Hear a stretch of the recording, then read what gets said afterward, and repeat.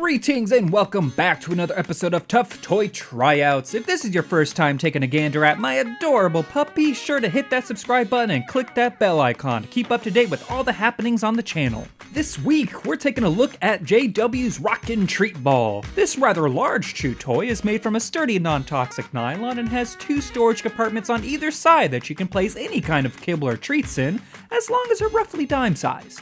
As your dog moves the toy about, the treats will tumble out, giving your dog some instant gratification for playing. To fill this baby up, simply unscrew one of the canisters, but be careful as the whole thing disassembles into 4 parts. Then fill it up with any of your desired treats. In this case, I'm using some of her kibble, which is Victor's High Pro Plus Super Premium Dog Food. That is a mouthful. Then seal her up and let the fun begin. So now that we know what we're testing this time, let's roll this thing on over to Story and see how it holds up after a week's heavy abuse. Oh, but before we do, ever wonder who sets up the board for Pac-Man?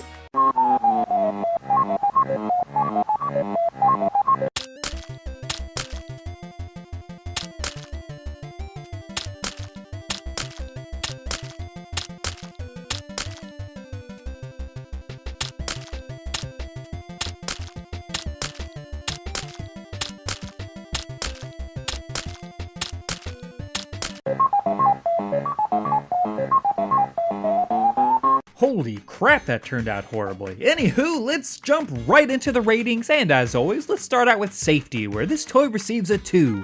The toy is very rigid, and you can tell that a few good smacks to the ground could cause this thing to shatter. It's not something I'll attempt here, but it's something to keep in mind should you purchase it. Moving on to design, the treat ball receives a 2. While I like the thought behind this toy, I don't feel it was executed properly. First off, this thing is loud in every sense of the word. Unscrewing the canister produces an agonizing, screeching sound somewhere between a dying rat and poorly maintained car brakes. Have a listen.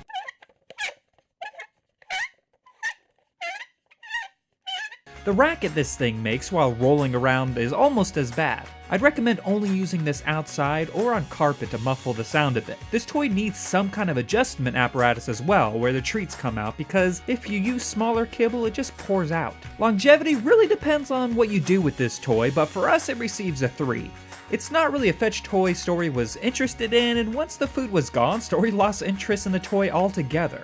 Just be careful if you are throwing this toy around due to the possibility of shattering.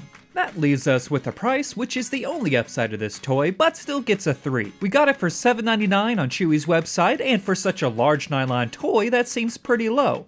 But at the end of the day, Story just wasn't interested in the toy once the food was gone, so we didn't get much out of the investment. So, after arbitrarily sliding around some wooden beads, my pretend abacus tells me that the JW Rockin Treat Ball receives a final verdict of 2.5 bones. I like the idea of this toy, but it just wasn't made properly. It's loud, the nylon construction feels cheap, and the lack of adjustment for kibble size really lets us down.